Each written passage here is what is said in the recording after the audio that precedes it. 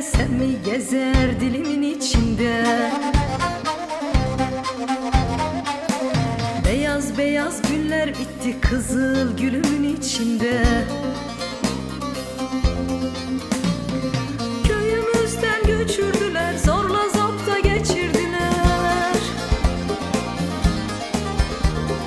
Bak güvercin uçurdular kanlı zulümün içinde.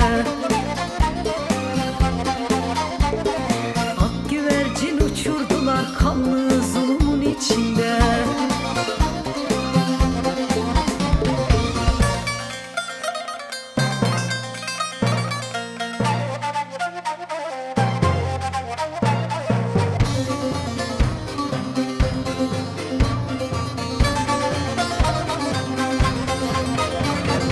Yalan gerçeği yuhalar, nerede bilgin nerede halar.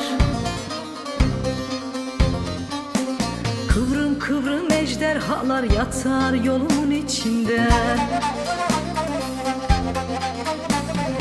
Köyümüzden göçürdüler, zorla zapta geçirdiler.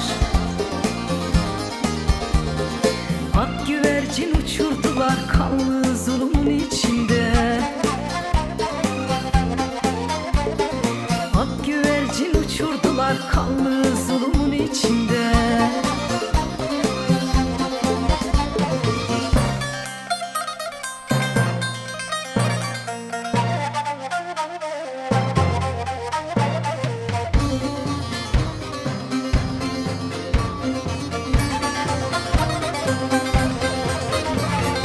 Emekçiyim bu ne duruş, kimden miras bu yalvarış?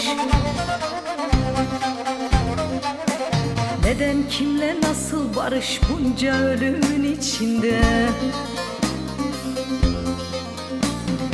Köyümüzden göçürdüler, zorla zapta geçirdiler.